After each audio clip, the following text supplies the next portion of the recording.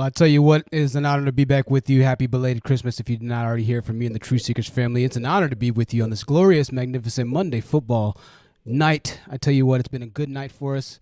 I'll make sure that the audio is coming in loud and clear. You should hear me a lot louder, a lot clearer. Hopefully, I'm not clipping. If I'm clipping, then forgive me. We got a heck of a show for y'all tonight, ladies and gentlemen. We got a heck of a show. Thank you for your patience. We are here. We're rolling right on into it because we don't have a lot of time to delay. Some of y'all are fighting back the tears of joy of sleep because sleep feels amazing, and a lot of us don't get enough sleep due to us needing to do this in life and do that in life. I understand, so your valuable time is much appreciated here. I'm going to blow through these news articles. Our news day, the national days of the day today is National Fruitcake Day. It's also the anniversary of Benazir Bhutto's death. So Benazir, forgive me, I'm not sure who she is, but she was a Pakistani who was assassinated. Wow, jeez. In a terrorist attack on December 27, 2007. However, it's not the only Pakistanis who mourn the loss of Benazir. Her death was affected by the entire world since she was the first ever female leader of a Muslim nation. Some people have lives, and they just they manage to do a lot in that life, And International Day of Epic Preparedness. Hate that we have to even have that as a national day today. Both of these national days that we mentioned, the former and the what's the other word? The latter. Let's cut out Snowflakes Day. If you got snow where you live, we already said Fruitcake Day. Visit the zoo day. All right, that's enough for the national days today. We got some crazy news articles. Somebody asked, is this alive? Yes, this is alive.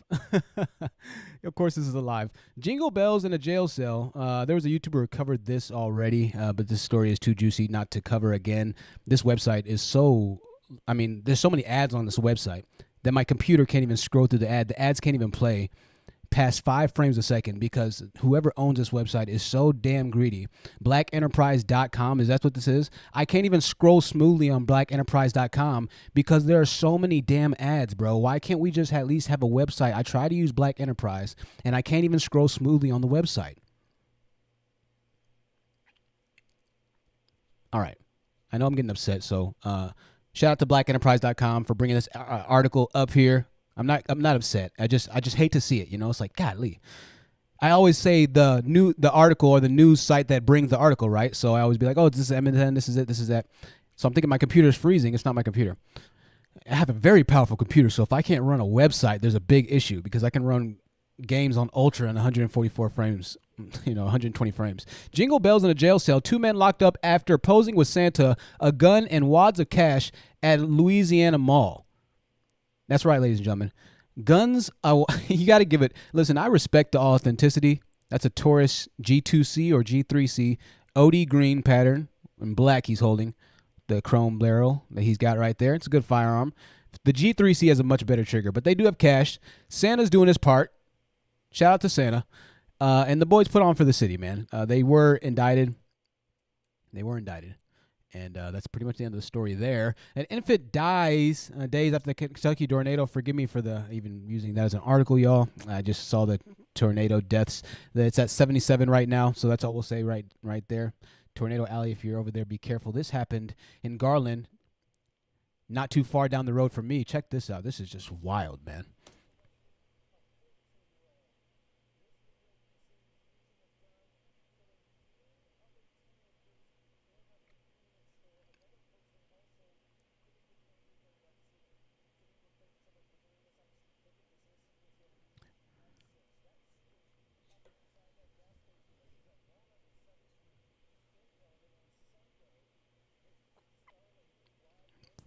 Here.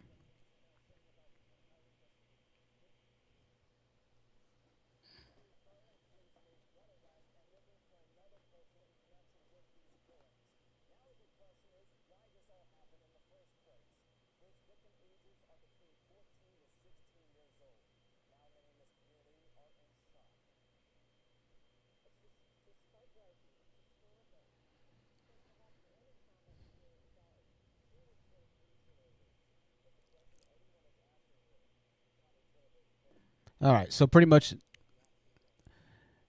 that's pretty much that. I'll show it one more time, just kind of the video of it, just a trip, just kind of watch this.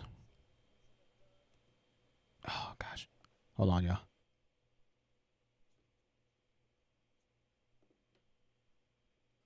All right. All right. So I'm gonna see if y'all can hear. Oh, I see why. Sorry, y'all. My bad. This is trash. Hang on 1 second. You're not gonna be able to hear me again. And one day I'm gonna have this live stream set up perfectly. Okay. One day I'll have it set up perfectly. All right. Okay. No, you should be able to hear me. You should be able to hear everything except for the desktop audio, which y'all probably can't hear, which you should be able to hear now. All right. Sorry about that, y'all. I know. I've been doing this for a year and I still can't stream normally, yo. Anyways, it just say that a teen was shooting up a place. It's not even a funny story to laugh at. I'm just laughing at my trash. Let's just move on from the news articles because it's obvious that I don't know if I'm ever going to get news articles right. So, trash. Goals. Be like me. Be like me when you stream. Why am I talking about the gender war today? Well, today's going to be a heck of a topic, the gender war. And if you're not familiar with the gender war, if you're not familiar with my channel, if you're not familiar with a lot of the topics of discussion that we have here, then I'll give you a little synopsis once again. The gender war is pretty much this theory that men and women both have their own different vitriol against each other, predominantly men believing that women are out to get them more often than not. And that seems to be the main sentiment from a lot of guys in the continental United States and in Western society right now. So the gender war is this thing that was essentially made up to respond or combat against feminism, right? Against the ideology that women, have gotten out of their place or whatever it might be. But the gender war now has a lot of different implications, and now we're in a very interesting spot in the gender war. Oh, also, if you're wondering why the green screen isn't up, it's because it wasn't big enough to fit everything in the picture. So I only had enough of the green screen to cover like myself. I didn't buy enough green screen. So thank you to everybody that donated to the channel. So the gender war is a fascinating concept because we think and we talk about the concept of, the gender war, and we just kind of dismiss it as that, just a gender war, an online metaphorical battle between man and woman to try and see who's dominant, who's going to be able to assert themselves more dominantly and valiantly in modern Western society right now, right? So there's a push, pull, and tug of war type going on right now, right? But we don't really think about everything that happens in war. Why do we call it a gender war? Why do we decide to name this conversation or argument or unending battle of online ideals and beliefs? Why do we decide to name it a war? A war is something that happens when people lose their lives. A war has been called hell by a lot of people who have fought in wars. I forget the general who said that war is hell, right? It's a quote, famous war quote. There are people I've spoken to who have gone over and fought in war. And even though the wars aren't intense, in my opinion, as they were maybe back in the day in world wars and things of that nature, the soldiers who do fight over there often leave the conversation and me saying, or at least me feeling that it's not something that I missed, right? Or it's not something that I feel like I missed by going to war or not going to war, right? War is a horrible thing. But we call this battle of ours a war, right? We don't call it a conversation. We don't call it a debate. We don't call it a gender debate. We don't call it gender issues or gender topics. We don't call it gender problems. We call it the gender war, right? War is an interesting phenomenon. In my humble opinion, the most interesting facet of human existence is that we have the ability to do certain things to each other that are just so unimaginable, they're just mind-numbing to me. We can kill on a mass level, right? Some even have a higher predisposition towards such lifestyles, right? The fact that humans were even comfortable going into war, right? If not comfortable, willing to trudge into the battlefield on behalf of a nation, group, person, idea, because soldiers are the ones fighting for the older generation's ideas. Soldiers, the young men, are the ones that fight for the older generation's ideas, right? The older generation has the wisdom to lead the new nation into the economic prosperity that the older generation saw throughout their life from the older generation that led them. And so it's a revolving door of older generation leading younger men, and war was a big pastime of that. I'm not saying that there's not a need for war. There's an obvious need for war. There's going to be times in life where you need to fight physically, mentally, spiritually, everything. You might even have to fight, for your life, unfortunately, in this time and age, especially if you're a woman dating in certain areas of the country. So we understand that fighting is very necessary, but war and fighting are two different concepts completely, right? Two very different concepts. So let's get back to war a little bit, and let's talk about war for a second before we get to our videos and stuff like that and all the fun stuff. I know the fun stuff is good to hear, but we need to get to the important stuff first, and then we'll get to the fun stuff, because the important stuff makes the fun stuff make sense, right? There is a necessary case or a necessary cause for war. Sometimes there are just causes to fight. But as we will see in a little bit, Not everything below the surface layer is being accurately represented upon first glance. Do you think every soldier wanted to fight in war? Do you think every soldier that is in war didn't want to fight? Some soldiers went over there and they were pretty excited to go to war, don't you think?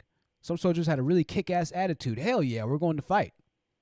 Hell, maybe there were some soldiers that even when the bullets were whizzing past their head, they were still charging into the gunfire, saying, "Hell yeah, this is what I'm here for." But that's war. I can guarantee you there weren't too many soldiers like that, right? Let me ask you a question.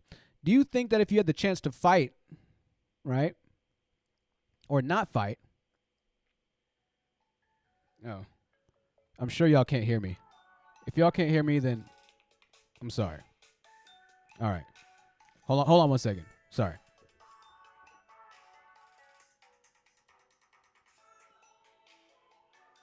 All right. Hold on 1 second. I know there's no volume. Oh, fuck. All right. It's low? Oh, the volume's low? Okay. Let me see. Can y'all hear? Is the volume low? What's wrong? What's going on? We can hear? You can hear? All right. Y'all been hearing the whole time? Okay. Yo, whoever's calling me, I'm a little bothered with you calling me right now because you're kind of throwing things off, but it's okay. So, okay. The video we cannot hear. All right. Cool. Thank you so much, y'all. All right. So let me get back to my point here.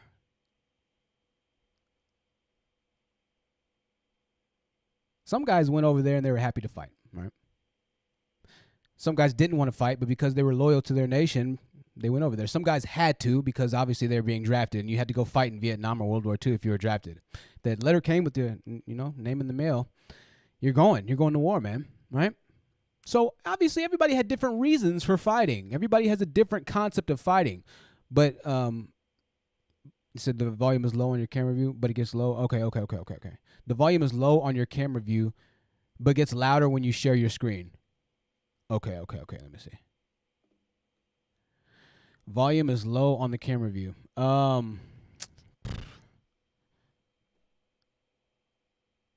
I honestly don't know how to. You know what? I might have one.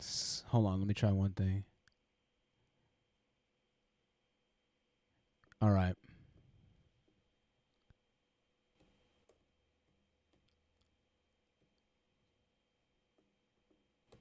Okay. So it might get really a lot louder. It might get a lot louder. We'll see. Okay, we'll close that out. That should be a little better. Let me know how that sounds for y'all. If that's better, then just leave a thumbs up. It should be much louder. I'll get this down one day. Back to the soldiers.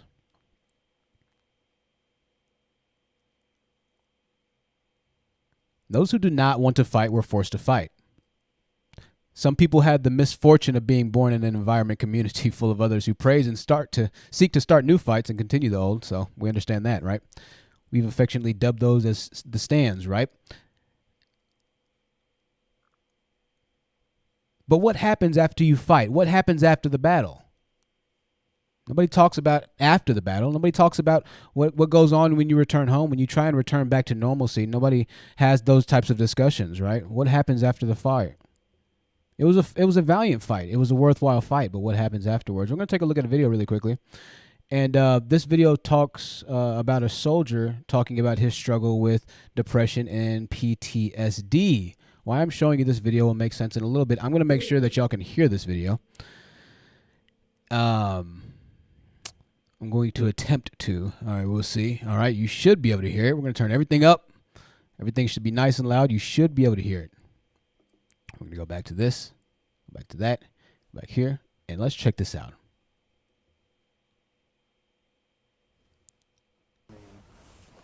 Okay, I don't want to go in detail about it. I went through some pretty heavy combat in Afghanistan. Yeah, I felt a sense of guilt and, well, pretty much just like guilt after I got back from it. Some guys, the good guys didn't, like most of the good friends, like didn't make it home. So I didn't. What the way I processed those feelings were, I didn't notice, but I would just go out and like I started drinking a lot, being angry all the time, and I just didn't do anything about it. I didn't think it was an issue because most of us just dealt with it. Like everybody else in my unit was dealing with it the same. So I didn't have any. Like that's just how I dealt with things, and how I dealt with things, just drinking and just feeling really angry and starting fights with people just for no reason. I didn't want anybody around me. So a little bit more of the story on this guy. This guy, if you just do a bit of research beforehand, and it actually took a little bit of research to do beforehand, just not to get too much into his story, was a pretty balanced guy. He had a pretty good head on his shoulders, but he went to war, and he came back a very different person, and he has a lot of struggles with what he goes through right now. And there's a lot of communities of soldiers and things of that nature that come back from war, and they have to have outreach groups amongst themselves, because not everybody understands what it is to truly go through war and what it truly is to fight. On the outside looking in, we have the cameras looking at the situations and things of that nature, but for the soldiers, it's a completely different experience, right?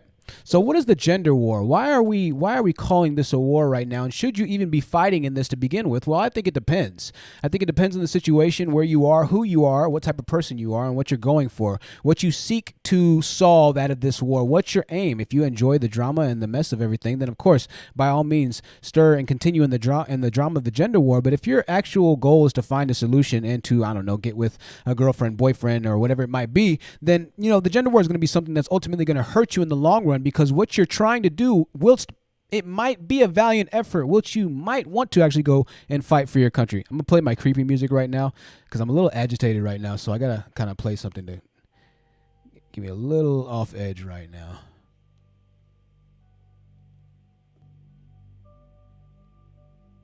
So you might have gone for a legitimate reason, but upon arrival, upon coming back from the battlefield, there's going to be some things that you're going to have to sort out. You're going to have to really start to get to know yourself a lot better. You're going to have to really start to make sure that you're ready to get into the situations that life starts to, bring to yourself. You're going to have to make sure that you're ready to start dating or doing whatever it might be if you are actively participating in the gender war. And this is why a lot of us obviously talk about not dating any type of guy that listens to the Manosphere, or that listens to Coach Greg, or to listen to, any of these Steph or Cold, or any of these dating gurus. If he mentions anything about red pill or anything of that nature, we always say, oh, well, automatically cut him off. Cut him off. If he's talking about the red pill, if he's talking about Kevin Samuels, if he even mentions a single hint of the word of anything that has to do with the Manosphere, we immediately cut them off, right? And it's for good reasons, because most of the time, the battlefield that they're returning from is not something that's a war that we even want to be a part of, but B, it doesn't have any justifiable causes, but C, the way that they're returning back from the battlefield renders them unsavable. So on the channel, we talk about the savables versus the unsavables. Not everybody that's on one side or the other is unsavable or savable. It depends. There is nuance to all situations. However, as things present themselves, sometimes they might be, right? We understand that. I understand not judging, but I understand judging as well, a little bit in between. There's nuance in that, right? Obviously, if somebody has tattoos and a tattoo that says F you, right, and it's visible, yeah, you're probably going to want to judge it just a little bit differently, right? He could be a nice person. She could be a nice person. Maybe that's something that means it's a funny joke to them. Maybe it has a great story that when they tell you that story, you're like, wow, that makes a lot of sense. I get it. Thank you. Well, I didn't get it at first. It's still, it's kind of questionable, but it makes more sense. Maybe. You never know. There's nuance to it. But more often than not, if somebody has a tattoo that says F you, they're probably not going to be a person that you're going to want to dwell with, or at least get to know on that type of level. For most of us on this channel. I'm not trying to cast judgment. Everybody's got a different type of lifestyle. And the same thing goes for the man in the Manosphere, because most of the time when they come back from that type of lifestyle, when they come back from those types of choices, and they come back from those types of online rhetorics and, just whatever it might be at this point, right? They're more than obviously a little off, right? We got some issues that we have to deal with when we have those guys on the panel. So we tend to just roll with staying away for the most part. Well, no matter who is fighting in the war, some handle it better than others. No matter what side the war you fight on, both sides have casualties. It's the nature of war. Both sides, whether good or bad, lose people. We make movies and we fantasize and we talk about this and we talk about that. And we even have dubbed us fighting this war online. And it's even dangerous to say that because when you start to put yourself in an online battlefield, so you think, there you act as well. Where your mind is, your actions will be as well. Where a man's heart is, there his money follows. So whatever you consider to be something that you attach yourself to energetically, spiritually, identity-wise, identifiably, can I say that? I'll make it up. Today's the stream. I'll make it up. I make it up every stream. What am I saying? Is how you are going to translate and see the kaleidoscope world of colors in your aura. So you think you are. You push yourself in an online battlefield 24/7. It might be a little bit hard for you to walk into the workplace and not be triggered from seeing a guy that looks like Tyrone in a suit. Now, you might not have a lot of guys that look like Tyrone in the suit. Obviously, numbers start to show that. We get that. All right. I understand that. I'm not even trying to slide at that. But he might not be in your office space. He might be serving a Subway sandwich. He might be in the gas station. He might be this. He might be everywhere around you. He might be this. If you're the opposite, if you're now, this could be anybody. This could be absolutely anybody. Now, obviously, you know, trust me. I understand that. And we've talked about black men a lot. All right. Goes for white people as well. You might be triggered by seeing black people. All right. So we'll make sure we sprinkle a little bit of salt on everybody's salad. Right. This goes for Asian people. This goes for everybody. Look at that. Are you in an online battlefield right now? Are you constantly, ooh, what happened? It's okay looking at the drama. It's okay looking at the drama. But are you actively fighting in the gender war? You shouldn't be fighting in a gender war, I can tell you this, if you are, looking to not date certain types of people, certain types of ideas. We call them the divested movement, the divested. If you're divested, you shouldn't be fighting in war. There's nothing left to fight other than to gather your troops to tell them to abandon the battlefield. There is no fight. The fight has ended, but the news needs to be spread that the fight is over because a lot of people are still fighting on the battlefield when they shouldn't be.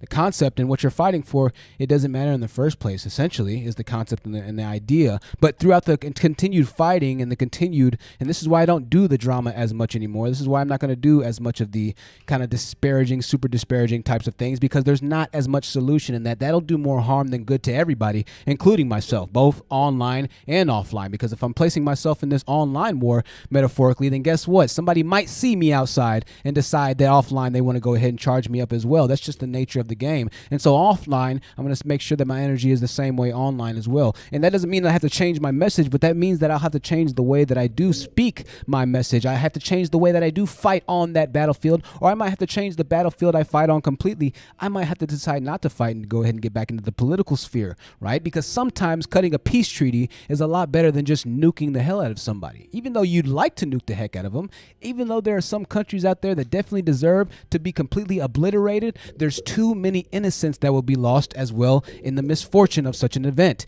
There's no way to just completely get rid of all of the unsavables. There are savables dispersed throughout the mix. That's the purpose of the concept of the Honest Truth live streams, or you can't handle the truth live stream interviews that we'll be doing. And I don't know if we'll be able to do the live stream interviews. I've been thinking about it, because there can be so much that can be said because we have a lot of people from a lot of different backgrounds. And so I don't want to, have anybody say anything that they, can't take off of the air, something that was maybe really personal in their lives. So I might be switching those to pre-recorded interviews for the time being until we can kind of get, something sorted out. So be on the lookout for that. But that's the concept of it, right? That there are savables amongst their unsavables. But in war, even the savables are obliterated, right? War does not care. Do you think that all people that die are guilty or are soldiers in war? No, there's a large amount of mass casualties that are civilians, because that's the nature of war. War bullets do not have names on them. When they are fired out of the rifles, they are simply flying, right? They're simply moving. You hope that they're pointed at the enemy, but not all of them make it to the enemy. So you need to be careful where you're placing your energy, because you think that it's just you watching right now, but you don't quite understand that it might slightly be affecting your little one. It might slightly be affecting your normal relationships with your friends. It might slightly be causing you to think a little bit more erratically than normal, than what you're used to, but you can't psychoactively or subconsciously or out of body examine yourself psychotically, right? Or psychologically. We can't do that unless you're a psychologist, we'll give that too, right? Unless you're somebody that went to college for, the mind. you're going to have a hard time assessing where you are in life or of your thought process or whether or not you're regressing, unless you're just a very woke type of person. Unless you're a type of person where, you wake up and you do 5 minutes of silent yoga, or you just wake up and you do meditate, or you are actively conscious. And if you're watching, more than likely you are that type of person, right? Some of y'all are. I try to be, but even I am human a lot of the times, and I have to try and catch myself from falling into my emotions because it's natural. Very few of us have 1,000% emotional control. Well, when you place your mind, something that you're supposed to have control and retention over most of the time, inside of an environment that is not a control, that you have no control, that is essentially a stair or a ladder of chaos, that is essentially nothing but violence, that is essentially nothing but destruction, that is essentially the goal to destroy the other side, what do you think is going to happen to the rest of your body? You see, the mind is very interesting, and war is so interesting. You see, when we see destruction as humans, when we place ourselves in destructive situations 24/7, I'm not saying you can't watch Bad Girls Club sometimes. I'm not saying you can't watch whatever drama show that you like. I'm not saying that you can't partake in all of your YouTube content creators and the drama still. I'm just saying that you need to be careful that you're not in a battlefield 24/7, right? You need to be careful that you're not on YouTube 24/7. If you haven't turned your TV on to watch the daybreak news, right? Because I know you don't have YouTube TV. It's $64.99 a month. If you haven't turned on your TV to watch daybreak news for like an hour, but you keep turning on your YouTube channel to check whatever video was uploaded in a response to something, you're on a battlefield right now, and you need to hop off because you might end up becoming an inadvertent, metaphorical, not purposeful, and we don't want anybody to become a real life purposeful, right? A number, a statistic. We don't want that, right? We've talked about swimming in the ocean for too long. We've talked about the dangers and the natural de-evolution of fish once they start to acclimate to the deeper, darker levels of the ocean. Once you swim in the bottom of the ocean for so long, once you swim under pressure for so long, your body starts to devolve, not evolve. It devolves. You lose sight. You lose vision, you lose hearing, you lose color in your system, right? Your body starts to change, and those fish look very different from the fish that are on the coral reef 30,000 feet above them, right? 20,000 feet above them, 15,000 feet above them. Well, when you fight, you're kind of swimming in the bottom of the trenches. As a matter of fact, the deepest part of the ocean is called the Marianas Trench, right? The gender war, we call them what? The trenches. You fight in the trenches. When you're in the mud, you're in the trench. You have to get it out the mud. You have to get it out the trenches. That means that you're in trench warfare. That means that you have to be careful all the time. You never get a good night's rest because you're in the trenches. You're in a war. You're fighting 24/7. There is no good sleep. It's 24/7 desolation, violence, destruction, and chaos. You decide to rudiment your life in that. You decide to go ahead and build a life in that. You think it's not going to affect your family? You think it's not going to affect your relationships? Of course it will. The same way you think that whatever music people listen to affects them, it affects you as well. Why? Because you're human. Unless you're just some sort of Gandhi character, which I think we should all try and be. I heard Gandhi was a bad person. You understand what I mean? Unless you're some type of thinker that's just on another level, that's just, always, I'm not that. I'm trying to be that, I'm trying to be that right now. I'm fighting my little demons right now that are pissing me off. Not real demons. Jesus, protect me. Let's talk about war a little bit more, though. War. Think about this. Think about this for a second, okay? The country we stand in right now was essentially bought or, it was raised in war. I'm going to go ahead and try and play some war footage here. Civil War. Some people do like the Civil War reenactment type thing. What's crazy? There was a black guy doing a Civil War reenactment, right? And he was getting obviously destroyed because they're like, nigga, why are you fighting in this dang Civil War thing? Stephen Foster piece.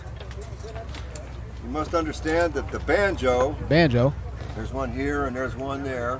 There's another one right there. It was the electric guitar of the period. It was the most popular instrument around. I'll tell you what, the good old boys. All right, so we're going to go ahead and let me just make sure y'all can hear me. God, I'm fucking paranoid now. Hold on 1 second, y'all. I'm sorry. Let me see. Y'all can hear me. Can y'all hear? The volumes are up. All right, cool. We're good to go. Shout out to Cerebral if you caught it. All right. So the civilwarband.com. We'll go ahead and give them their props, right? Give them their props. So the United States.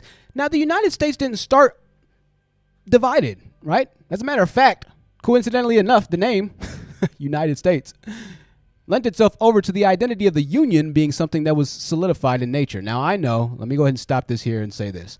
I know, obviously, a lot of you are going to say, well, listen, Truth, We didn't have a chance for a solidified dating, a solidified love base, a solidified family base to be able to happen inside of our community to begin with. So that I say you're absolutely correct. And we've spoken about this at N. Trust me, I know. If anybody knows, I know. 1,000%, right? 1,000%. So I get you there. Let me go back to this point, and then I'm going to go back to your point in 1 second. Because in order for me that point to make sense, I have to get this, right? So they didn't start off divided. As a matter of fact, they left England to come to America, and they were together. They fought against the king when the redcoats decided, or the queen, when the redcoats, I forget, Jesus, when the redcoats decided to come back to America to take the taxes, right, based off of the profits that the pilgrims had made. They started making money by, stealing, enslaving, whatever it might be, however you want to see it. I don't know, conquering, whatever. That's not the point. I don't care, right? True, you so see, true, you a coon. Yeah, no, I'm a coon. All right, right. They wanted the king wanted the taxes back. The pilgrims said, you know what? I think we're gonna all unify together and we're gonna fight. So they fought and they won. And so some stuff started happening, and eventually they started seeing differently. And they said, you know what? We want to have slaves. We don't want to have slaves. It wasn't even about slavery. I'm sure everybody in the North, some people wanted slaves too. Not everybody in the North did not want to have slaves. You know how that goes. There's nuance everywhere. But for the most part, we'll just say it was North and South, slavery, non-slavery. That was the biggest thing. Crops, no crops, obviously. That's what we're taught, and that's what we'll go with right now, right? So they fought. And get this. Ever since the day that they fought that war, the United States has been divided, and that was 300 years ago. We call ourselves the United States, but every single state has their own laws. That's not a United State. That's a separate state. I believe, is that a republic? Is that what it's called? A republic? Whenever you have like a lot of states that operate independently? Star Wars Republic? Shout out to Star Wars for teaching me that. I think that's right. Right? We're not a United States. We're states, right? We're states that we do fight united when we go to war, and we are technically, obviously as a people, more united than our laws would say. But on paper, we're technically 50 countries that all operate together. See, the United States, ever since they fought that war, was a corporation. It became a corporation. Before then, it was an actual union. You see, that's why we have union versus corporate. But you have to understand the nature of war. You see, when you fight war, things change. Things change permanently. If you do decide to go on the battlefield, things are never the same because they cannot be. Now, was the war an absolutely necessary battle? 1,000%. Is the war unavoidable to some extent? Obviously, yes, it's 1,000% unavoidable. 1,000,000% unavoidable. But not every single war is unavoidable, right? Not every single battle, and this is where we come up with the phrase "pick your battles," right? Pick your battles. Not every single battle is meant to be fought in life. Not every single live stream is meant to be consumed, right? You shouldn't be canceling outings with your families. You shouldn't be not going out in general in public. You shouldn't be a hermit crab 24/7 like me. I'm a content creator, so we'll just say that, all right? Right? You should have a life outside of the minefield of the battlefield that you're kind of consuming or watching this content on. And this is where the problem starts to come in with everybody in this case, right? This is where the problem starts to come in with everybody. This is the danger. This is the danger zone. Right? It's the danger zone here. So ever since then, we've been divided as a country. Now we have Republicans and we have Democrats. Now, a Republican can still obviously, have a friend that's a Democrat, obviously, right? Yeah, you might still be able to make a friend right down the road, right? He might be black. Yeah, you might even consider it, right? And now, obviously, we all have different, right? Hey, you might be able to make a white friend right down the road, right? You might be able to. But more often than not, once fighting gets to a certain level, there is no coming back. Now, let's apply this to a specific group of people, us, the black community. Obviously, we're always going to have people that are black people that get together, they get in relationships, they get this, they get this. So if you're white, Asian, whatever, listening to this, you can just, fast forward the next 5 minutes, 10 minutes if you want to, right? Obviously, as black people, we are always going to have black people that get together, have black children, and yada, yada, yada, right? We're always going to have that. There's always going to be some semblance and some pockets, as rare as it might be, of black love. There will still be that. I get that. I understand that black people will still like each other and love each other. However, I'm just speaking on the ill effects of this online battlefield, this online war, right? This online war, right? Let me kind of and let me break this down to you in I guess in a different way, so where you could kind of Let me say this. If you've ever spoken with a police officer, right? If you've ever almost been arrested, or if you've been arrested, one in the chat if you've been arrested. I'm kidding. I should ask a poll. Have you been arrested? Let me ask y'all. No, I'm kidding. That's a terrible question. Don't get arrested. It's horrible. I got arrested for tickets because I was broke, right? And so the biggest thing, you're trying to reason with the officer. You're like, officer, why are you like locking me up? Why are you taking away my freedom? How could you do something so egregious for something so petty? You know, not having my license. I'm not out here hurting people, officer. What about the people that are actually like going to jail for like, you know, or what are people that are like really robbing people, or people like really bashing somebody on the head? What about them? You're focusing on me and taking me to jail right now? That doesn't make any sense to me, officer. Right? Doesn't make any sense to me. To me, it matters. This is crazy in my head. But to the officer, it's another day in the life. Right? Explain something to you. To me, this is crazy. To me, I can't fathom why I'm going to jail right now. To him, he's like, bro, please, I've heard this a million times. Please, just the quicker, the easier. It's okay. You're going to survive. You'll be out in 3 weeks, and you're going to laugh about this in a few years. I'm not laughing about it, but it is kind of funny. I can laugh about it a little bit. Jail's messed up, man. Jail is effed up. Whoo, jail's bad. Oh, man, jail's so bad. Right? So I'm flipping out. To him, it's another day in the job. Right? He's seen so many pleas like me that it doesn't faze him anymore. Now, it might have fazed him that first year. His rookie year, he might have let more people not go to jail. He might have let more people off with a written warning his rookie year because he wasn't as emotionally hardened. His heart wasn't as emotionally solidified yet. He wasn't on the battlefield, right?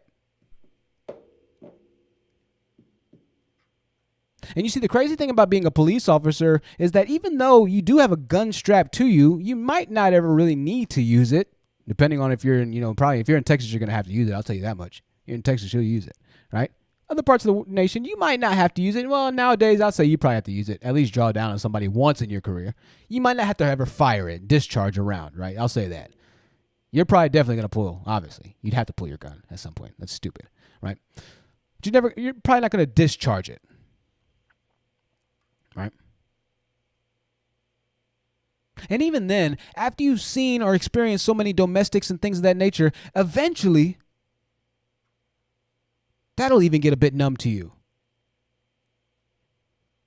And that's when things get dangerous. Let me read to you an article really quickly. An article that I was supposed to have on the news thing, but the news is kind of messing up right now. This was a very, very insane story. Let's see if I can reopen the history here.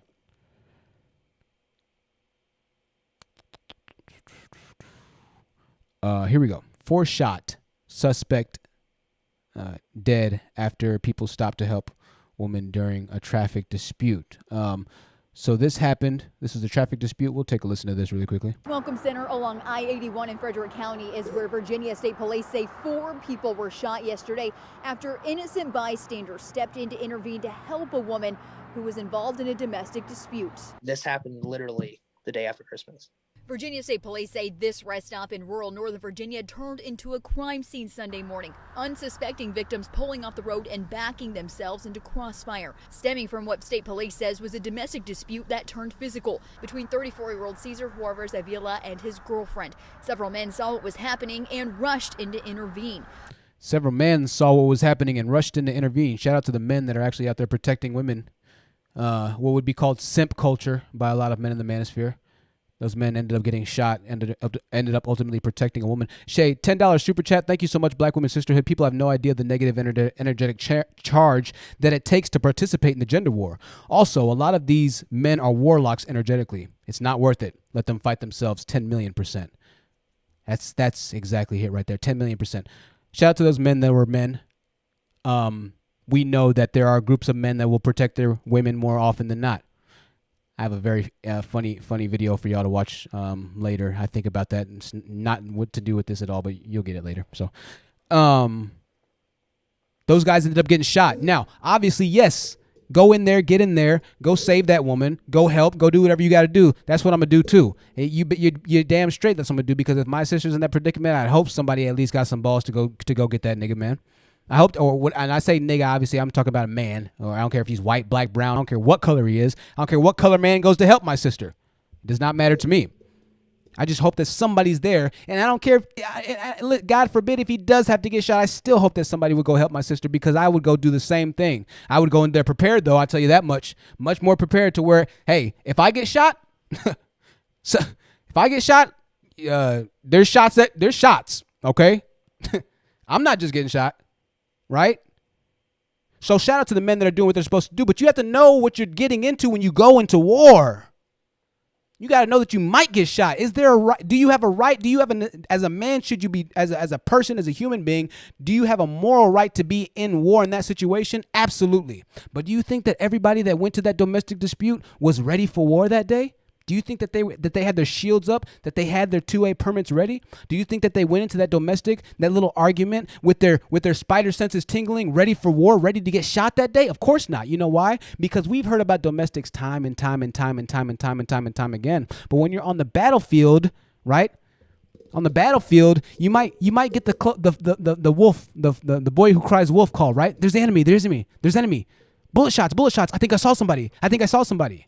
Ask a soldier. Most of war is not bullet fighting. Most of war, you're sitting back doing nothing. You're doing your job. If you're a diesel engineer, you're helping make sure that the trucks are working. If you're a cook, you're cooking 90% of the time when you're overseas. Then 10% of the time is combat. If you're in infantry, that's what I've heard. That's what I've been told. And we have some guys who are in infantry here too, right? It switches on at the drop of a dime. But that's the danger of war. Because when you're in hell, when you're in that crazy environment, you let stuff go down a little bit. You let your defenses down a little bit. Even though danger could present itself, even though danger does present itself, even though you are literally in an environment that is dangerous 24/7, we are in a world that has a lot of craziness around it and a lot of good people as well. So don't go around being scared all the time. Just be prepared. Right? We're not in war. We're in America. We're in a great country. Let's be honest here.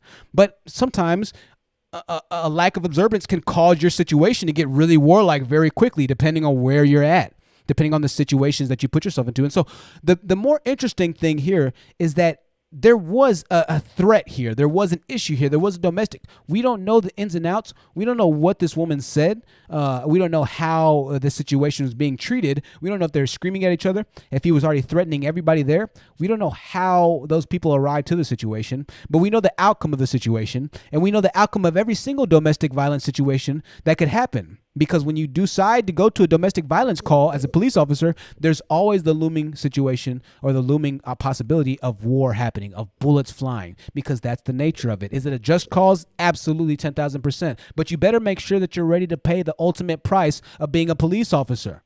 Not only you, but your family. Your family's going to have to go on without you. You see, war has a lot of different things that happen behind the scenes. It's not just you getting into this battle trying to prove a point or you trying to make things better. You need to make sure that you have life insurance in order in case things get messed up with you, in case things go completely haywire with you, in case you start to fall off, in case you start to fall back. Listen, hey, let me be completely honest with you. Me getting into this YouTube thing has had a real life effect on my real life, okay? I was not ready for that real life effect. I'm a little bit more ready now, and I can give people great guidance on how to get ready if they want to be a content creator, because when they enter this type of scene, it is somewhat of a war. It is a battle for content creators to always stay on the top. It is a fight always. And so there are fights all around us. And that's another point that we have to make. You're fighting a lot of different fights right now in life. You're fighting just to keep your head above water. You're fighting, just to make sure that you keep on doing what you need to be doing. If you're rich, you're fighting to make sure that you stay rich. We're always fighting to make sure that we do better. And we try and enjoy ourselves in between. We try and take vacations and enjoy the money and enjoy the hard labor that we put in to ensuring that our family stays where they're supposed to be. And we can raise the next generation, the next lineage of whatever our last name is. So we fight. We fight. When do we rest? You have to have playtime. Some of y'all don't have any playtime. Some of us don't get a chance to ever rest because we have to work 24/7. You're fighting 24/7. You're fighting to go to sleep. You're fighting to wake up when you have to go to work. You're fighting when you on the way to work because you're hopping on YouTube. You're fighting and hopping on panels, trying to fight other people. it's gonna be a little it's gonna be a little hard to just turn all of the gears off because there's so many turned on for a large percentage of your day, right? We talk about unwinding. You have to unwind when you come home from a long day of work or a long day of school or a long day of anything. Well, you got to unwind when you come home from war too, right? You can't just jump back into normalcy a lot of the times. No, there's a lot of things that need to be addressed. You're gonna need to get a lot of different things checked out. You've been fighting. There's been a lot going on. So what am I saying here? And there's something else I want to say. Let me get back to the, God, I got so much to say. Let's talk about one other thing really quickly. Let's talk about something here, right? So we understand that sometimes, yes, you absolutely need to make sure that you fight. You have to make sure that you fight. There's a need for it. We understand that, right? The growing tensions of men and women in Western societies, as far as dating goes, is often referred to as a gender war. Right? This is the war. Now, what's the purpose of war? What's the purpose of it, right? This is where I think it's interesting, and where particularly divestment is interesting, because, and obviously Manosphere has what's known as MGTOW, men going their own way. So that would be divesting for men, right? MGTOW. All right. But once again, both sides in this case are starting to, at this point, push the completely different misconstrued message, right? It's losing what started off as being a good thing, because once again, that's the nature of war. For instance, the United States were going over to Iraq. Let me show you a video really quickly. United States went over to Iraq. I don't know if y'all knew this, but we trained Iraqi soldiers to fight. Right? Or United States trained, not we, I didn't. United States trained Iraqi soldiers to fight. Right? This is a video of them training. Right? So they're doing push-ups for our audio listeners. They're laughing, they're joking.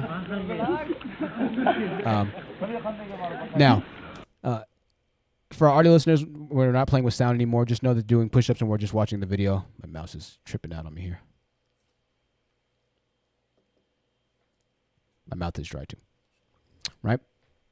So they can't do push-ups. This video was filmed as soon as the exercise started. So they weren't tired. The caption says, the description says these guys were not tired.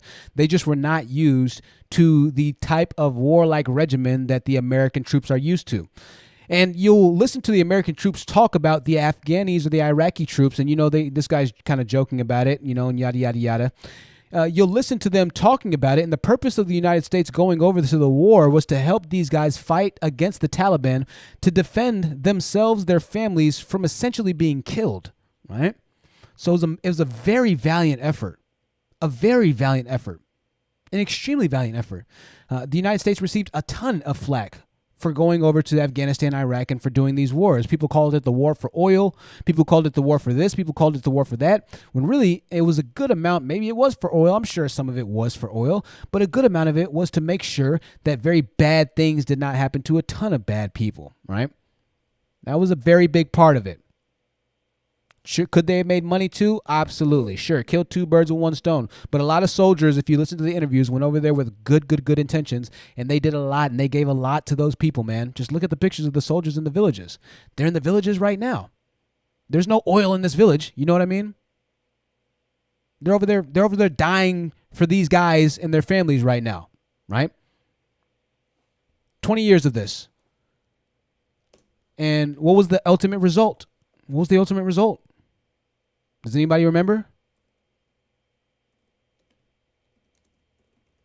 What was the result of 20 years of fighting?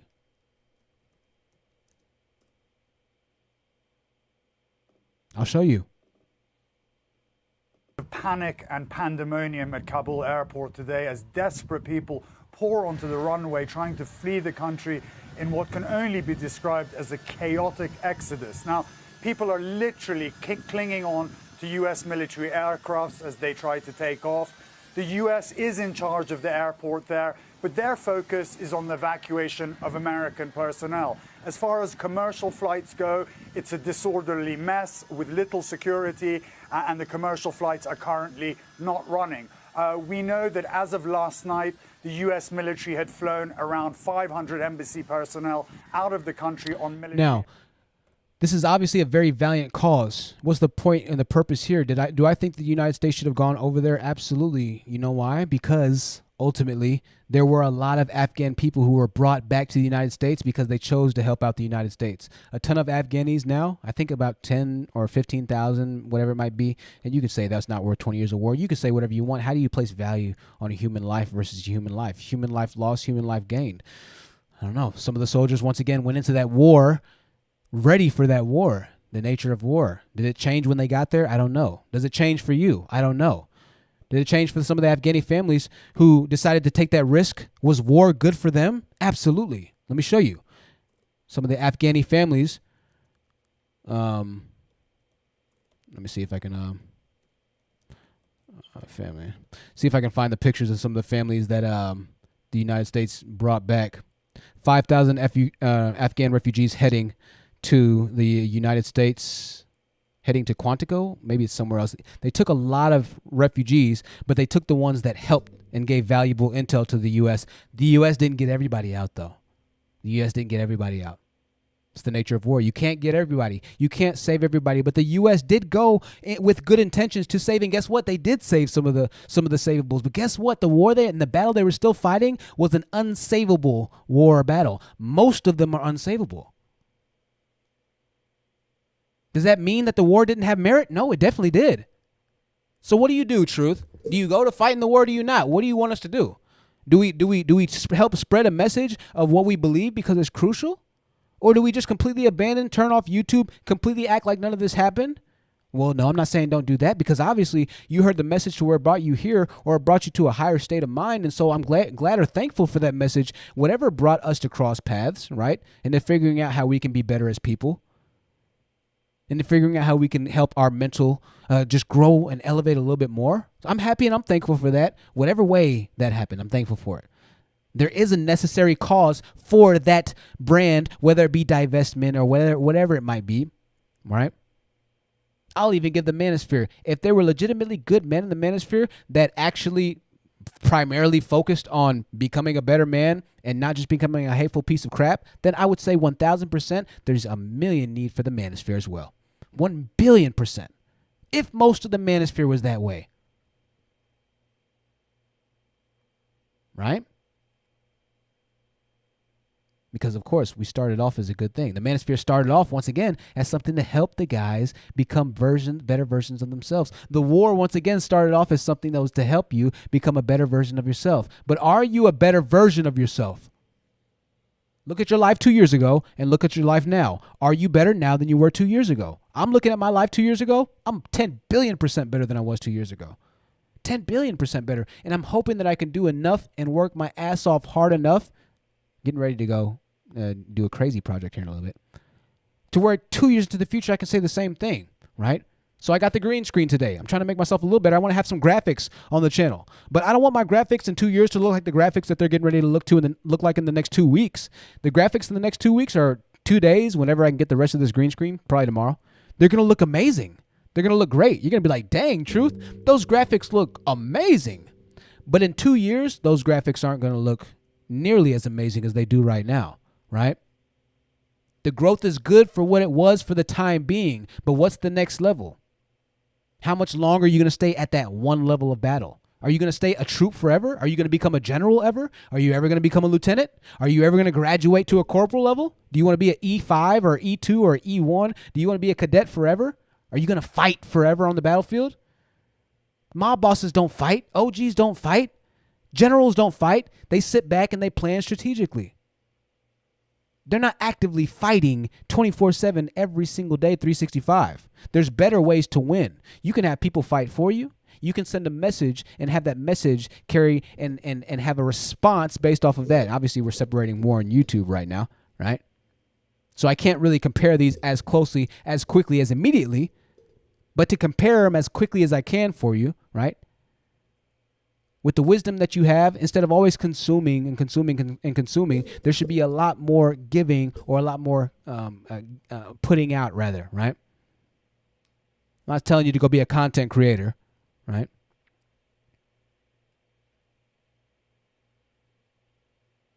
I won't really say that. I won't really say that.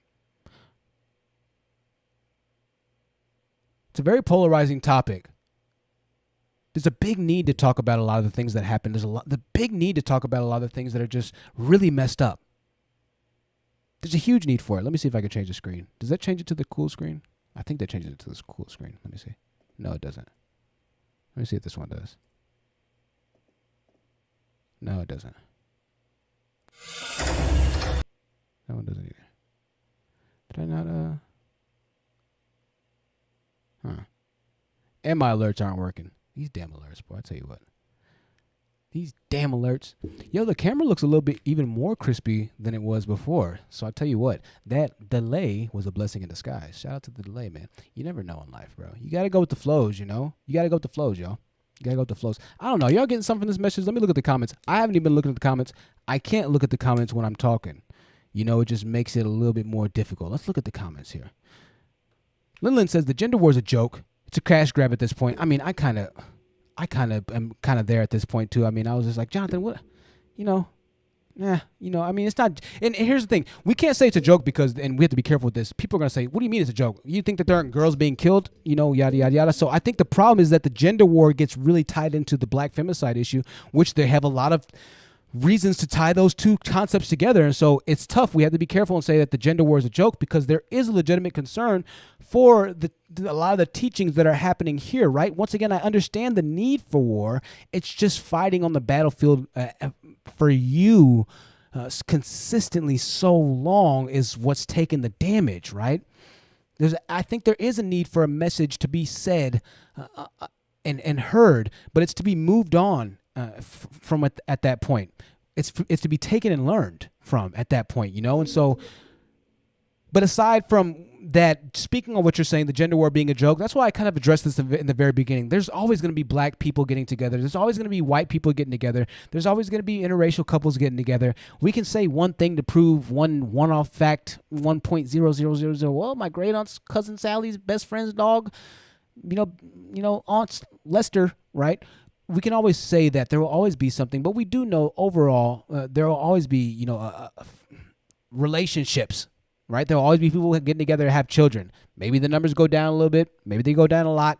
There will always be, for the most part, a general consensus of people getting together and a general consensus of like same race people getting together. That's just what for right now. That's what the norm is. In 2021, in 2081. It might be extremely different based off of a lot of the pushes that are going on right now. We're already seeing an uptick in a lot of interracial relationships, so that could change, and it is changing, I think, right now, right? But for the most part, in this very moment in time, most are going to get with the same race.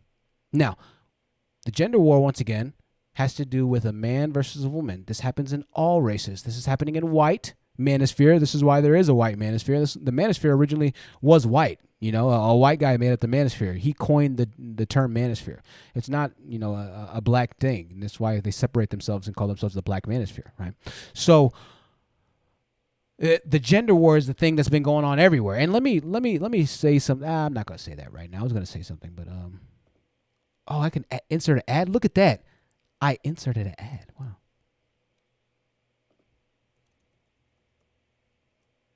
Did I insert an ad? It gave me the chance to insert an ad. I don't know if it put it on there right now. Did y'all see an ad? You know what? I think that it puts it on in the replay, actually, because I didn't see it here.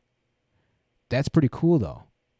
That's pretty cool. A panel, yeah, definitely, Kira. Let's get the panel up. We'll get the zoom. Zoom, zoom, zoom. Yeah, yeah, yeah. Hey, if you don't know, I dropped a vlog today. And for the future, by the way, I don't want to, but yeah.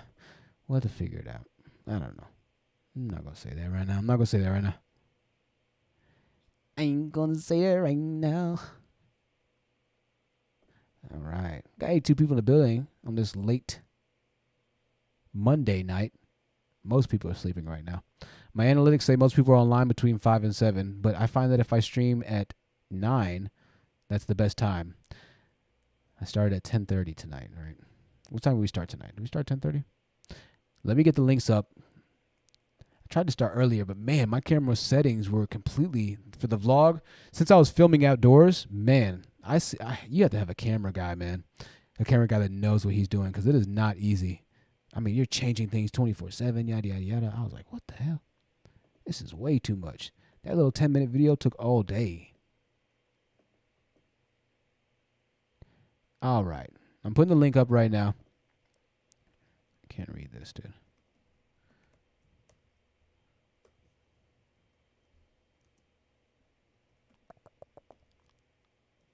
Password. There we go. Password. There we go. Password is 365 406. 365 406. All right. There's the link. Click the link. It's pinned in the chat, the live chat. Hope you're enjoying your evening. Hope you're enjoying this episode of the True Seekers Live podcast. I want to thank the people who donated offline and thank them very, very, very, very much. Sometimes people give donations, and sometimes people give donations while I'm streaming, and I just don't check or I don't get the alert. I don't know what's up with the alerts. I don't get the Cash App alerts on my phone anymore. My live stream doesn't get the alerts on the damn thing anymore. It's like my internet hates alerts or something. And but anyway, I just want you to know that I appreciate you. A lot of the times I catch it after the stream, after the fact, and I feel so bad. Some of y'all, recognition, some don't. But for those that I miss, I apologize. And there were a couple that I missed on the last live stream. So thank you so much. If you do donate on Cash App and PayPal, I appreciate that. All right, let me look at this email that just came in here. All right, I'll have to check that later. Check that later. All right, let me get on to Zoom here and see if I already have. All right, Kier's in the building. We got quick today, Kier. I'll tell you what I'm learning. I'm learning, and I am liking it. Let me just try and get. There we go. Kier, what you got on your mind, my dear? What do you think about the gender war? What's your take? Are you on the battlefield, or do you see a need for it? Oh my God! Look at the infinite loop. That is a trip. Oh, Sarah Price is connecting as well. Did Kira disappear? I think Kira's still here. Okay. Sarah, you can go after Kira. Did Kira disappear? Hey, Kira. There we go. Hey. What's up, Kira? Oh, I think Kira muted herself now. Give her 1 second. There you go. Oh, this thing came on mute while I was came in here. Oh, hello. Hey, Kira. How's the day been? Oh God, I can't hear you. Uh-oh, really? Maybe I muted myself. Can you hear me? Let me see. Let me make sure I'm not muted. Well, I'm not muted. Let me see. Y'all can hear us. They can hear us, but Kira can't. Let me see. Sarah, can you hear me, Sarah? Can you speak really quickly? Let me see. Yeah, I can hear you. Can you hear me? Yeah, I hear you perfectly, Sarah. Well, you can go ahead. You can go for the time being. We'll see. We'll let Kira kind of come back into the chat. What are your thoughts on the gender war, Sarah? Well, first I have to say that I believe it started with external sources. I mean, if you keep having people fight within a community, it's like the elites say that Black people are like liquid money because we're not unified. So it's like when we spend, a lot of people see it that we're great spenders, and to keep us divided is really great for the people on the top, especially when it comes to things like the prison system. To keep those things kind of going, America really benefits off the prison system. Right. But personally, I think that you got to look at your immediate problems. It's the same thing with the manosphere. What are your immediate problems? Maybe if you got your life together, things would be easier for you. Like the immediate problems for me is like, I'm not dealing with, somebody fighting me when I go outside, but they might want to because of the gender war. So Black women need to like strap up, find ways to protect themselves. But other than that, I think it's like hard for the Black community, for people who care, to sort of like mourn what's going on here, because it's like the Black community is truly dying. So I just try to make a thing to like grieve over what's going on from time to time, but I don't want it to consume my life. Like, that's just silly. Absolutely. Very well said. Very balanced. And Sarah, you're right. Let me ask you a question. You said that the community is dying essentially, and so you believe that, for the most part, in 20, 30, 40, 50 years, it's going to be in a worse place than we are now. No, Okay. I actually think that there's going to be like the new Negroes. Like, I think the new Negroes will be mixed race, to be honest. Wow. That's deep. I thought about that a little myself as well. Sarah, you can stay on the line. We're going to go to Kier, and we'll ask you a few more questions here. I appreciate that input. Thanks. Thank you. Kier, if you want, we'll see if we can get you on, if we hear you a little bit better now, if you can hear us. And Kier, what are your thoughts on the gender war, or in response to what Sarah said? What did you think? Oh, I was having a bunch of technical difficulties over here. I didn't hear what she said. I got the tail end of it. Oh, okay. Yeah. Well, I'd say that for the most part, Sarah, did you want to kind of recap what you said to Kier really quickly? I said you have to look at like the immediate problems in your life. Like if you go outside and nobody of the opposite sex in your tribe is coming after you, then really what's the problem? Like take accountability. It's similar to the manosphere. Take accountability for your own life. If you're afraid that the gender war might go off in public, you got to learn to defend yourself, pepper spray, you got to look at the legalities of your state. How can you protect yourself? If you're worried that you're going to be alone forever, you might have to branch out, to be honest.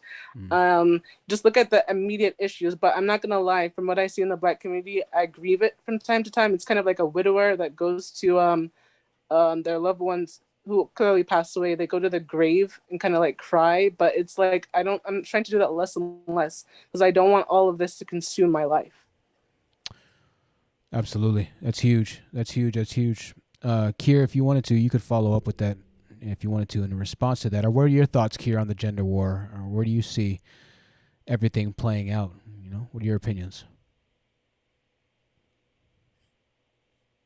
I really don't like it. I mean, honestly, to me, it's not really a gender war for me. I just feel like there's only one side that wants this war, and there's another one that doesn't want anything to do with it. I mean, this war really doesn't have anything to do with women. We just unfortunately happen to be the human sacrifice and the scapegoat and the shield that's shielding the male gender from dealing with their own problems and their own bullshit that they created for themselves. This is what this is all about. Jeez, Kier. Jeez, that's deep. Whew. That's deep right there. Okay, so let me ask you a question. You said you were just the inadvertent or the indirect, causation of all of this happening, them needing to really figure stuff out. As a whole, is starting to spill over into the areas of dating. So what you're saying essentially is that because of the battle, of them not fighting the true battles of war that they need to fight, the casualties of war are starting to be felt throughout the Black community, is what you're saying. Yeah, it's not just the Black community. It's in the community period, yeah. Yeah, we're calling this a gender war, so it's not about race at this point. It's a gender war. This war has been happening since before we were here, really. And that's another thing, too. If you really wanted this to stop the way you claim it is, why did you pick up the mantle? This was a whole nother generation who started this. You could have easily said, look, I'm not doing this, because that's what I did. I said, this fight ain't got nothing to do with me. It's you older generation trying to get us into the same fight that you now don't have any power or authority to continue to do because you're too old to do it. You're trying to get us to do the same stuff that you're doing, and I'm not doing it. Absolutely. I already said I wasn't doing it. I'm like, so. That's deep. And thank you for and please roast me in the comments for trying to make this like a Black issue, please, because I thoroughly deserve it. So thank you, Kier. I'd like to roast myself for that. But it's, no, 1,000% true. You're very, very, very right, Kier. And yeah. It's this is a touchy one, and that's why I wanted to say, and I kind of brought up the point earlier. I just want to be really careful. And I really love what both ladies said on the panel. It's spot on. I 1,000,000% agree. And that's what I wanted to hear, because if you say, or if you kind of condone it in a way that on the outside looking in, it would almost, negate or, de-importance ties, make a word there, right? It would make less importance the true issues that we have going on in a lot of domestic violence situations and a lot of this and a lot of that, right? The gender war obviously is, being fought on a lot of guys, in a lot of guys' cases, that the court systems, the cases against them, the judges and things of that nature, are all bad and lies and fallacies and things of that nature. And so I definitely think that, hey, Lindley, good to see you. I definitely think that what Kier said and, what Sarah said is amazingly awesome and spot on, because, it does ultimately deal with the true nature at hand. And that's that whenever you have the system not operating fundamentally right, especially a system that you are in control over, right, or a system that you lead, right, or a system that you have the assumed quote unquote dominance in, because this is a quote unquote patriarchal society to some extent, right? It is. Even though, we're working to change that. People are working to change that. You can feel however you want to feel about that. That's not the point. The point is that if you are in control of that, then whatever happens in that system, you're going to feel the direct and, once again, as Kier said, the indirect effects of that, right? You're going to feel the gender war effects of dating problems if you yourself are not handling the responsibilities of a man, right? It's all full circle. It's very simple at the end of the day. But go ahead, Kier. Kier, and then after Kier, Lin. After Kier, go ahead, Kier. Is there any way that we, since we're talking about the gender war, is there any way that we could kind of like shake up the way the conversation is like retooled for a second? Yeah. Let me let Lyndon go really quickly, and then we'll kind of see where you're trying to take it and everything. Okay, Kier. Lyndon, go ahead if you'd like to, Lyndon. I appreciate it. Your patience. No problem. Nice talking to you tonight. So like my little comment about this whole gender war, like I think I kind of went through like a similar evolution, like with your channel even, because I was like really ignorant to the gender war too initially. And then you like kind of start hearing about it, or you might come across a video and you're like, what's this about? And then you start hearing these hateful like messages, and then, and then you kind of like go down the rabbit hole of like the nonsense, right? And it is upsetting. It was upsetting like to hear about it. But then I think like when you came out with your channel and a few other people kind of pushing back against it, I was like, finally, like somebody's actually like doing something. And I think it was kind of like cathartic even for me to like have that pushback was like necessary, because for so long it seemed like it was just like this one-sided, just vicious attack. But then after a while, I was just kind of like, all right, like, what is this doing for me? Because like it will like affect your subconscious. And I think it's like so important, because it's like it affects your mental health too. And it's like so important that you're not like really entrenched in this. Like your channel is one of the few channels that I'm probably like actually subscribed to, just because I want to show you that support. But like I think it's so important that like we don't entrench ourselves in this, or whatever. You can do whatever you want to do. Everyone's free to do whatever they want to do. I guess speak for myself that like you have to remember that this stuff is online, and like the real world is so different. Like, and I said in the chat, like in my real life, I don't encounter like nowhere near as close like to the foolishness that we kind of encounter at times online, like people hopping on panels and this and that. Like I go to FedEx, return my packages. I encounter Black men. I encounter different people, and people are pretty decent, in real life. So like, it's so important that like, we have to like remember that too. And like online, it's kind of like a vacuum of like degeneracy. Yes. And like, it's so important that you don't like steep yourself in that, because you risk becoming that thing that you despise too, just from like your emotions and like your general outlook on life. It can really like that's how it kind of translates to your real life, affecting like your real life. Or like you might catch yourself like thinking certain thoughts about people that you wouldn't otherwise think if you weren't like steeped in this content. And mind you, everyone on the street does not necessarily watch the things that you're watching, or is aware of like what goes on online. Like not everyone is living this, like is online like that. So like, yeah, so I just think it's like so important that like we elevate ourselves to like away from this, because it is damaging.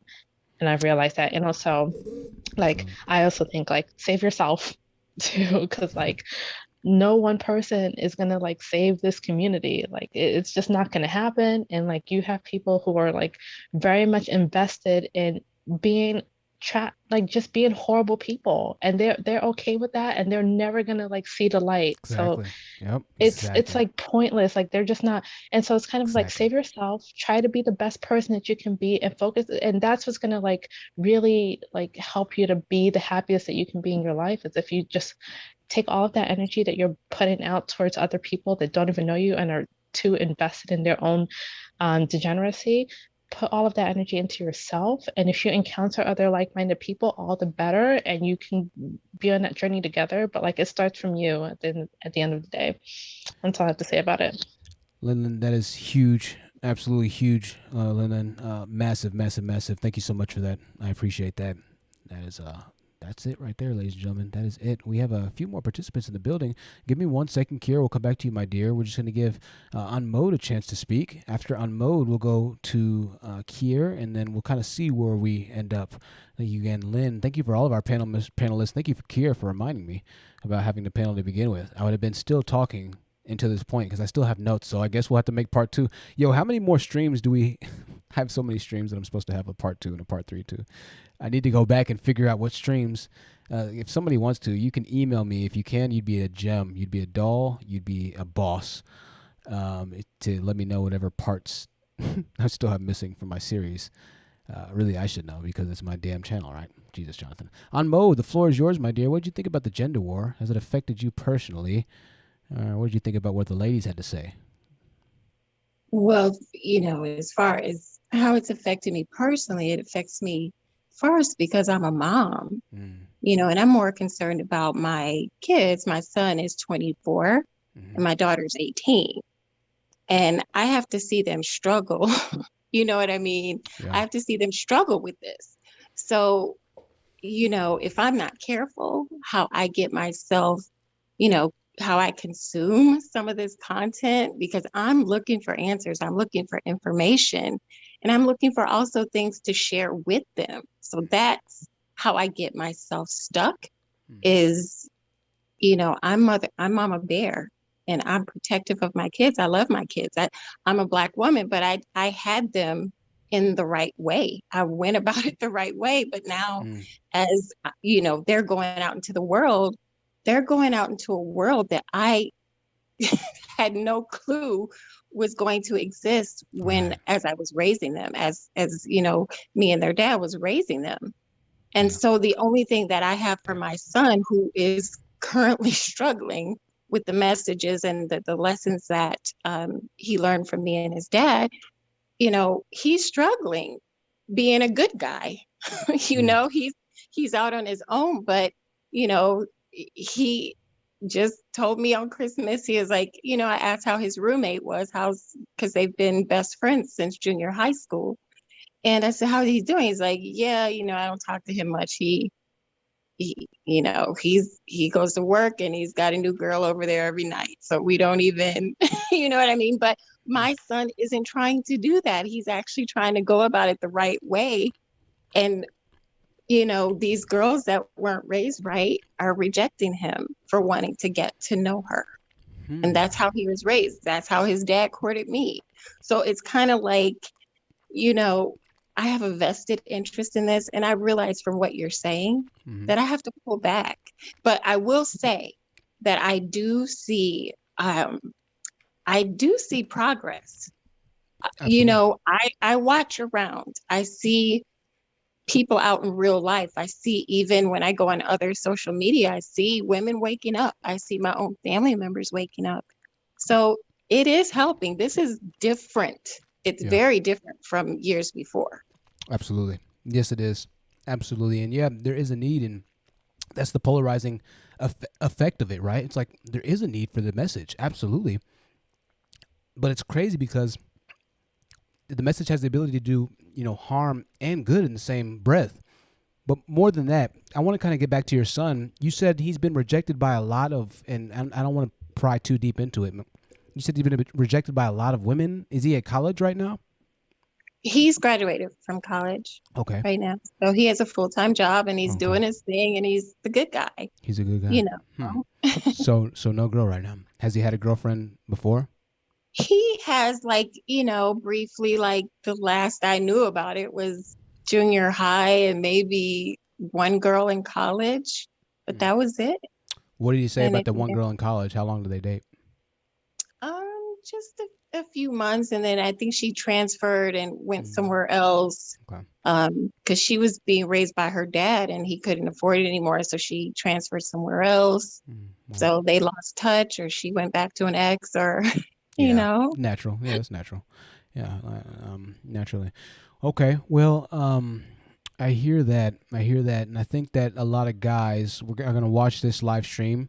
They're going to hear that, and they're going to say, "See, that's exactly why there's a need for the manosphere, right?" They're going to hear that situation. They're going to say, and they're going to hear you say, you know, the girls weren't raised right, and they reject him, right? They reject him for whatever reason or another. And so, I'd like to really honestly have a conversation with him and just kind of, you know, figure out, you know, what his thing is. Because if he's doing okay, then I would assume that he should be able to find a girl, right? You know, I mean, he should be able to find somebody. You know, he's a smart kid. He's been raised by obviously yourself and your husband in a great environment. You know, he should definitely have his queen for him. So I hate to hear that, but I'd like to hear more if possible. I know it's not, Okay. if it's not, but if he decides to, tell him to email me, thehonesttruthyt@gmail.com. And I'm not going to make it a YouTube video unless he wants to make it a YouTube video, but I just want to talk to him, you know, myself, privately, Okay. and just, you know, figure out what exactly, and maybe, you know, we'll start to kind of have conversations in the future where we can retouch on what you said here, right? Which is that the women that he's met seem to all be, you know, devious in one way or another, and not quite, you know, ready for, you know, the good guy, you know. So Right, but you know the thing with that though is that what's going to happen, and so yes, to your point, you know, the parents aren't raising these girls right. He's the good guy, but he's getting rejected. But more and more women are waking up, and it's trickling down to the younger women. So I also told my son it's not going to benefit you to start now treating them like crap either. So, you know, you're going to have to just be patient and trust in the universe. You know, that I mean that it is what it is. right. So when you say that they're waking up, meaning that the women pretty much are just dating a lot more, they have the options to date more, right? Because of the internet and technology. That, and you know, with this gender war and, you know, Black women's empowerment movement and the femininity movement, all of these things, you know, that's kind of trying to undo the generational curses. It's working in some ways, but I don't want him to be on the wrong end of it by deciding at the wrong time that treating women like crap is going to help him out, because it's not. It's only going to get him lower quality women that he's not going to want. Right.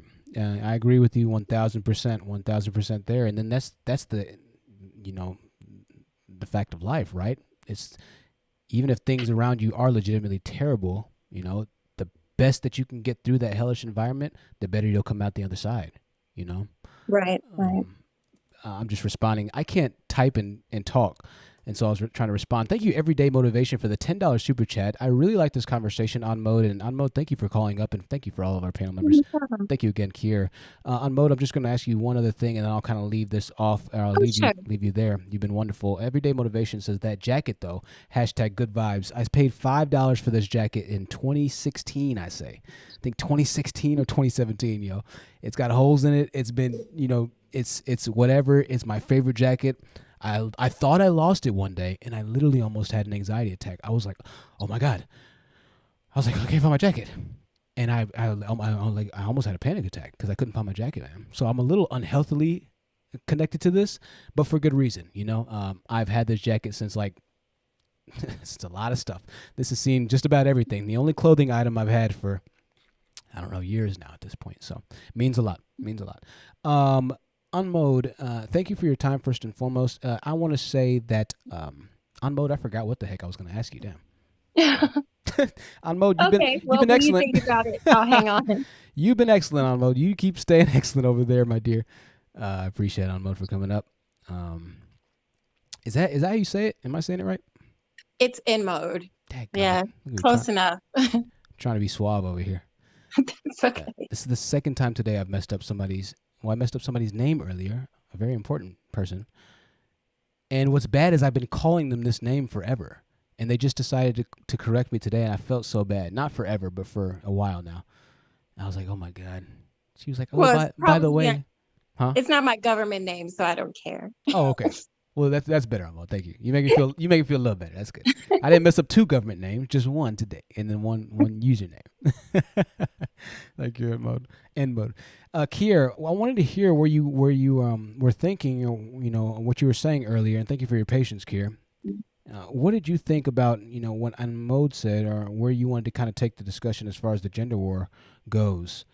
What were your thoughts on that? Oh, well, I was thinking like the gender war. Well, depending on what conversation you have, especially for the gender war, this isn't really a interviewee type of conversation where, in case someone speaks and then someone talks, to explain what they said, and then someone else goes. This is really more of a popcorn session where, okay, you go, I go, you will go, I go, because this is a very hot topic that everybody's talking about. This should be one of those really ebb and flow kind of conversations. You know what I mean? Because this is a pretty easy topic that everybody could get on. Yeah. Definitely. I feel you. So what did you want to say? Oh, what I wanted to say about the gender wars, like I said before, it's not really between the two of us. It's just right now it's with one person. I mean, if you want to get into, like, if you want to argue with saying, okay, well, that's not possible. I can argue with you, well, it is, because right now the timetable is shifting. I can even see it now to the point to where now it's not that everyone is blaming quote unquote women. I'm starting to see the shift to where now everyone's saying, oh, it's just the manosphere now. Oh, it's the manosphere. It's the manosphere. No, stop saying that. Exactly. Stop saying it's just the manosphere. It's just women. No, we're seeing this across the board in every race, from gender to gender. It is not one monolith. It's not this person over here, this group over here. No, it is an entire gender. It's called the gender war. It's not called the manosphere war. Both sides supposedly are fighting. So I'm seeing the shift already where people are starting to blame the manosphere for everything. I'm like, don't do that.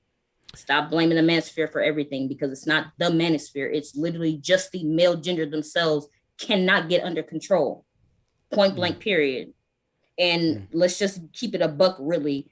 If you're telling me on one hand, I'm a woman, I can't raise a boy to be a man, that in turn lets me know that men need to start raising boys to be men. And if you're not willing to do that, then who is the problem here? This is no longer a gender war. It's just you. Kira, that's deep. That's deep, Kira. That's deep. I think you're very right about that. I need to give a shout out to our latest Cash App contributor. I'm not sure if she wants a shout out, but I'm going to shout her out anywhere. I'm just going to say GCG.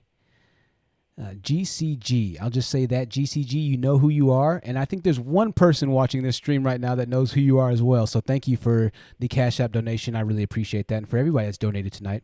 Kira, you brought up a lot of really interesting points. I'm going to look at the comments and see what some people are saying in response to that. And because I think that it will kind of put it in a different conversation in the mix, I definitely understand. I hear you there. A very interesting point. Everyday Motivation says it's a vibe for real. I love vintage anyway, so it's cool. I love vintage as well. Thank you. I'm glad you liked it. The very first apartment complex I ever lived at in my life was named Vintage Pads. It was in Denton, Texas. Coincidentally, the same city I was born in, Denton, Texas. So it all came full circle to me. I ended up being born in the same city that I dropped out of college in. Look at God.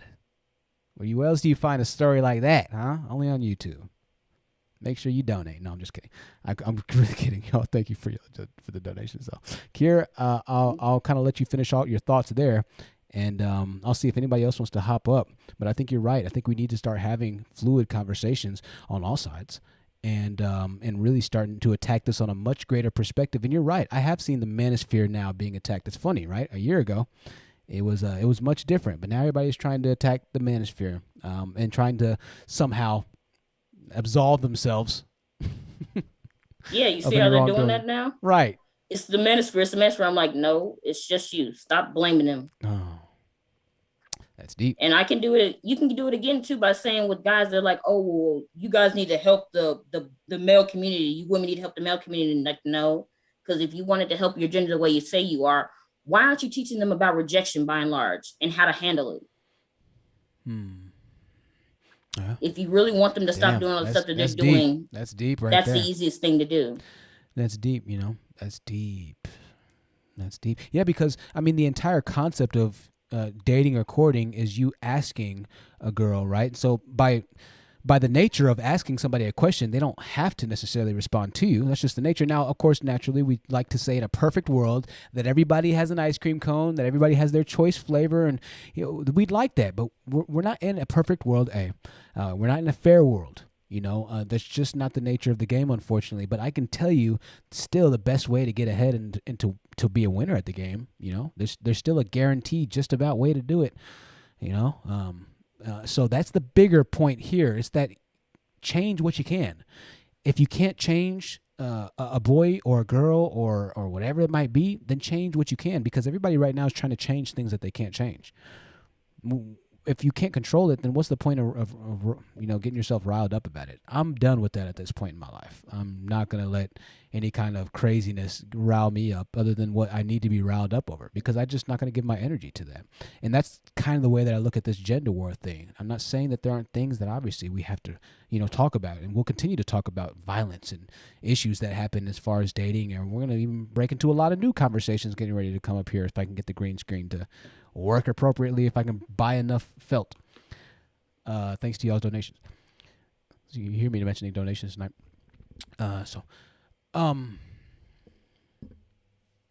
So Kiera, I'm glad you brought up that point. I know we have a lot of different people that are going to have a lot of different opinions on that, and I look forward to hearing more of the opinions.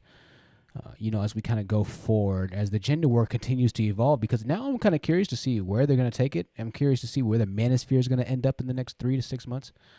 I'm curious to see how things are going to go. I think it's obviously going to go more downward than it is positive or upwardly. But it's interesting. It's funny. The same guys, once again, that were watching these content creators, that were doing content with them. Abba and Preach were on the Fresh and Fit podcast 2 months before they decided to essentially fly down there for a boxing match to go whoop one's ass because they decided to call one man's wife a fat house or a fat whale or something like that. I think they called it, right? It was like a month. 2 months. You were just on their show, right? But things change really quickly. The gender war is just chaos. That's why I say, even if you take part in it, you might think that it's a valiant effort at the time. You think Aber and Preach didn't think it was a valiant effort at the time? Getting up there talking about how bad women are and things of that nature? Yeah, it almost cost them, a good portion. It almost cost them their YouTube channel. I mean, you start getting into civil litigation. You start talking about having federal litigation because of copyright issues and things of that nature. And people on both sides having serious money.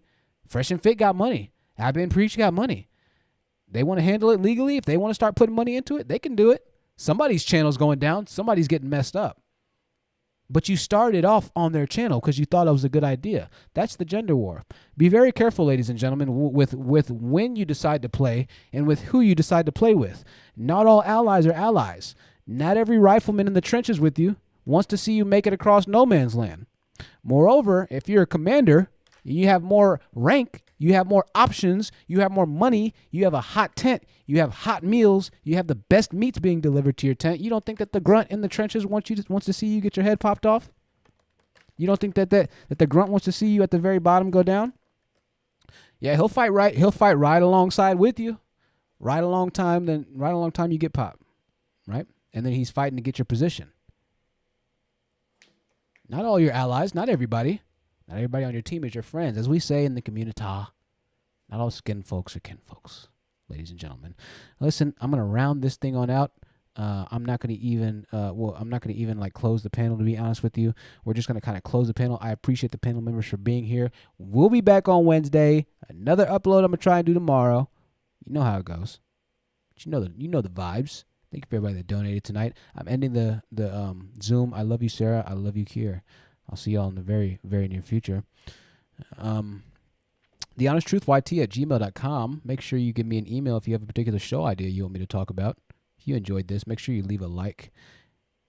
Share this message if you feel bold enough, and if you don't care what other people think about you in your real life, share on your Facebook and your social media pages. And then last but not least, make sure you turn your notification bells on after you subscribe. That's the little bell right there, right by the subscribe button. Click that.